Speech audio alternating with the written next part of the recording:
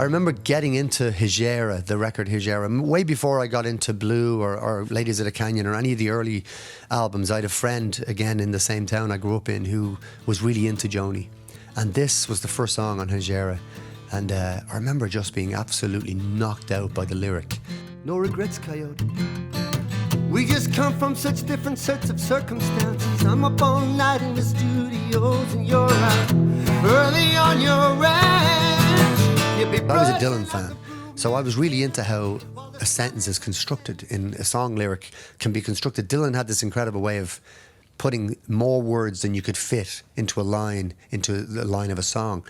But Joni took it to a whole other level, the way she was writing, no regrets, Coyote, we just come from such different sets of circumstances. I'm up all night in the studio and you're out early on your ranch. I'll be brushing out the broodmare's tail while the sun is ascending and you're just getting home with my reel-to-reel. There's no comprehending. You know, it's like, these are the lyrics of the verse. They're like, and it goes on and on and on. I really believe that Joni was way ahead of her time. And if you look at songwriters now, the Joanna Newsoms of the world or the Feists of the world, Joni, I think, is starting to get the kind of recognition, you know, that she justly deserves. She's always been, of course, one of the greats, and anyone who knows anything about music puts Joni up there with the best of them, of course, and sometimes above the best of them, actually. She's been an incredible woman, and if you dig into her jazz period, sort of starting in the mid-70s, it's really, really remarkable, the amount of wonderful songs she's put out. But Coyote has always meant a lot to me. And it's got something to do with that driving rhythm. It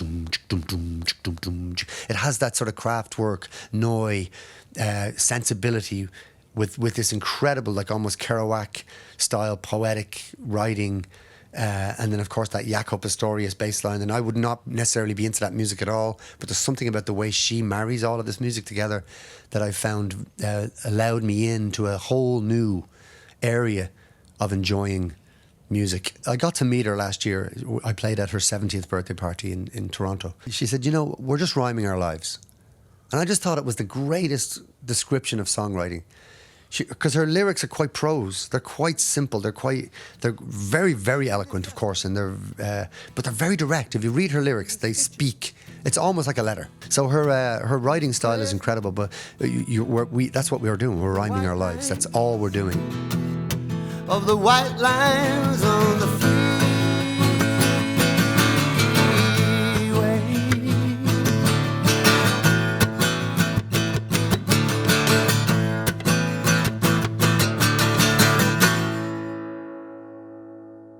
Well, the second song of the list that I just played that I would have fallen deeply in love with would have been Down in the Flood by Bob Dylan. Bust your feet, you cannot rock this joint, but oh, mama, ain't you gonna miss your best friend now? I was living in this area of Dublin called Ballymun, and my first girlfriend was a big Bowie fan.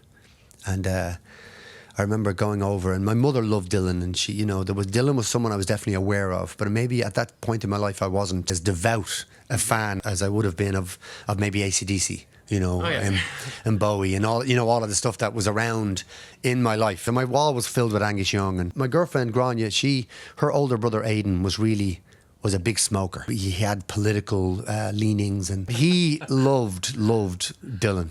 And I remember he lent me a tape. And I remember him saying, if you don't give me this tape, I need this tape back in a week. If you don't give it back to me in a week, I'm going to kill you. And so I borrowed the tape, more Bob Dylan's greatest hits. And this album is a very, very, very special album because it contains 2 or 3 of the songs of my favourite Dylan songs. And I only later realised that 2 or 3 of my favourite Dylan songs are all recorded at the same session, which is fascinating. It's Down in the Flood, You Ain't Going Nowhere, When I Paint My Masterpiece. These 3 songs, which are all on that record and not on any other record. So they're on a greatest hits album, but they don't appear on any other Dylan album, which is typically Dylan when you think about, you know, the way he puts records out. An incredible artist, does things his own way entirely. But Down in the Flood was one of these songs. I remember just hearing it and really, really falling into the romance and the beauty of a recording and what a recording brings. It brings you back. It's a bit like a smell. It brings you back to your childhood. And I listened to this tape, I wore it out, and I managed to make a cassette tape of the tape and got a pretty bad copy. And later on, I managed to find it in town and buy it on vinyl. But it was a very, very important song. And when I went busking for the first time at 13, 14, I remember playing that song, and it was a great song to teach me how to sing.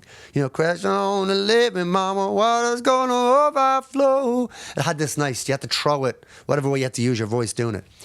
And so it really taught me how to sing. So this song really was pivotal for me in a few ways. It was Dylan doing this incredible homage to the blues, but then it was also teaching me how to sing. And so that song has always remained a very valuable one for me.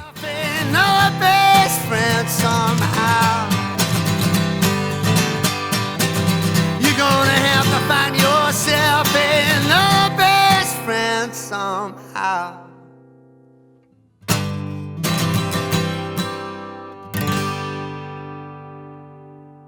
I'm singing Falling Slowly, the song that we won the Academy Award for, simply because it was a song that changed the direction, I suppose, of my life at the time. And so in terms of pivotal songs in one's life, it was an important one to include. Take this sinking boat and point it home. We've still got time. In a way, sometimes it's good to put a song away for a while and bring it back. And I've definitely put this song away for periods and brought it back. And right now I feel really good singing it again. I remember recording this song onto the phone and playing this song with Marketa Irglova. Something happened in the chorus of it where I sang a certain note and she sang a certain note, and this is how songs get written. Something happens and it's very inspiring in that moment, and then you're like, okay, let's finish it. And then suddenly you're given all of the energy. It's like you hit a boost pad, and you suddenly have all the energy to go finish it. And so we sat down and we knocked out this song for John Carney's film Once. And John loved it, and it ended up becoming the sort of central, or one of the central songs of the film. And I guess in a way created a fork in the road. It was the beginning, I guess, of me moving a little bit away from the frames until eventually going into the swell season, and then eventually going into a solo career. So in a way, the song leaves me at a crossroads. For me, the song feels important in this way. And I remember when we were writing it, I remember thinking, this is a good song. Sometimes when you're writing a song, you might think to yourself, God, I'm just not getting it. And then sometimes your friends might say, actually, I really like that one. Whereas with this one, I remember kind of going, I don't know where this fits into the frames. I don't know where this fits into anything.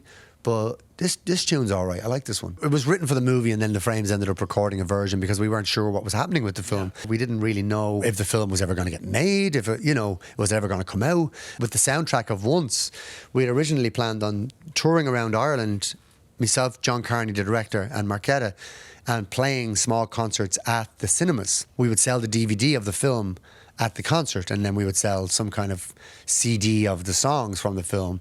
And so it was a very simple plan. The film then got picked up by Sundance, and then that's what changed everything. We went to Sundance, and the film ended up winning the Audience Award at Sundance, and then of course film companies started to become interested, and then Fox Searchlight picked up the film, and the film had a whole life in America, which led to it having some recognition at the Academy Awards. The song that was nominated was this one, and so the song again had proven that it was taking us on a different road. It proved that we don't really have any control over our lives. We have control over our lives in so much as we do our best and we aim towards a thought. But our success or our failures are kind of, we do have to own them, and we do own them, but they're also, your success particularly is its own animal. You can't control it, and the more controlling you are as a human being, the more constricted your whole life will be. Whereas sometimes when you let go, and it was a great example at Once, where this thing was getting traction and people were interested in it, and we were just like, yeah, cool, go with it. And the film ended up taking its own life and bringing us on its own journey. So it was in terms of pivotal songs, it definitely was one of them. I paid the cost too late.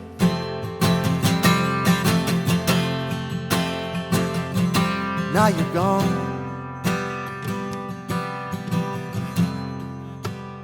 It's a kind of a difficult thing to ask anybody to give a list of songs that had an impact.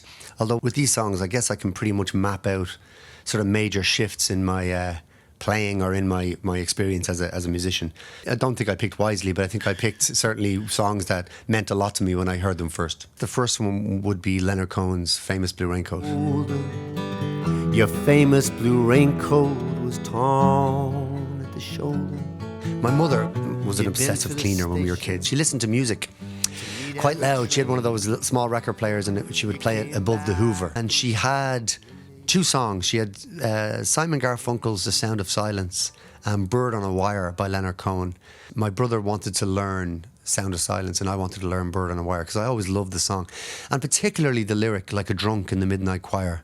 For some reason, I remember as a child remembering going to midnight mass, and it was always full of people who were a little lost and a lot of drunken men. It was a very beautiful celebratory time, but also a very sad moment. That line had always inspired me, and so I wanted to learn that song. I remember, being washed and learning, like a bird on a wire, like a drunk in a midnight choir, I've tried in my way to be free. And so it began a lifelong love of Leonard's music for me as a young boy. And then when I was 15 years old, my cousin got tickets to see Leonard. Leonard was doing a matinee show and an evening show in a boxing arena. And we went along to the early show. During Famous Blue Raincoat, my cousin, who was an epileptic, he went into a fit during the song, and Leonard stopped the song. A man came along to us and said, "Hey boys, listen, if you get to the hospital and everything goes okay, we're doing a later show. If you want, here's 2 tickets, come back to the later show and we'll get you back in." And of course we were very excited. We went to the hospital, my cousin took a pill, he was fine, and we went straight back and we got on the queue for the second show. And when we got inside, the same man with the badges put us in a box. They took care of us, and they were very, "Are you comfortable? Do you need some water?" And they gave us some drinks, and we were sitting there so overwhelmed by seeing the show again, or certainly catching the second time, feeling so special. And the man with the badge came in and said, "Wait here for a second." And we waited, and Leonard, after about 20 minutes, came up the stairs into the box and shook my cousin's hand, shook my hand, and said, "Are you okay?" It showed incredible empathy towards us. And I shook his hand, and I remember it being a really pivotal moment in my life, because not only did I know this man's songs intimately, because I had learned them, I remember when I shook his hand, really having a kind of a moment, a kind of an epiphany of like music and songs would be something I would really, truly love to follow. And it was a kind of a moment. I remember his big soft hand, this writer's just hand. And, when you get a chance to be in the presence of masters, I believe that the air changes. People who are so good at what they do, the air sort of changes around them. And if you're tuned in, you might just catch something. And I feel in a way that moment was really pivotal to me as a person pursuing music.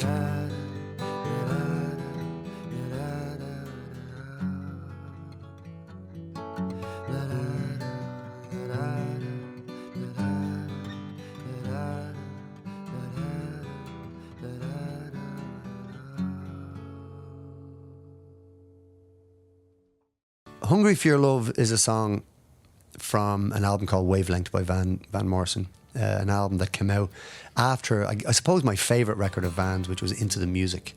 So I'd say Wavelength was probably 78. I'm hungry for your love.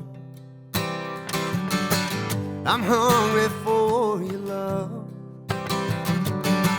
I'm hungry for your love, but I can wait now. That was an incredible period of his writing where he made Common One. I don't know if you know this album, Common One. It's an incredibly deep, beautiful, very, very interesting period of his writing. And Hungry for Your Love just really spoke to me when I heard that song. I would have been maybe 13, 14 years old. I remember hearing that song and just being really knocked out by it. Just, there's a strange rhythm to it, and the honesty of like, I'm hungry for your love, but I can wait now. And that whole thing of like, I love you in buckskin, I love you in those railroad boots. And it's like, so Van just has this way of speaking in a very simple vernacular of like rock and roll lyrics, but it's a deeply spiritual thing in his songwriting that I find so compelling.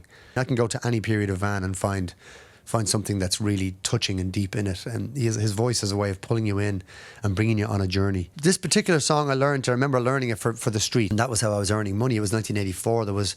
I was the only person in my family bringing home money, because there was the worst recession in over 100 years in Ireland. We mass unemployment. And I left school and went straight onto self-employment, I suppose. Yeah. and actually was able to bring home a bit of money to me ma, and it was an important time for me. But I was learning all of these songs. And it was that period of my life. When I think back to that period, I was absorbing songs, like 2 or 3 songs a day, and learning them and trying them out and playing them on the street. And that can only inform your songwriting in a very healthy way. When you think about learning all of these songs, you're learning them for the joy of knowing them. And it was hugely influential. Hugely influential song for me. And I still sing it with great joy. I sing many Van songs, but that one, I suppose, was the first one I ever really sat down and learned. So it was very important and pivotal for me. I'm hungry for your love, but I can wait now.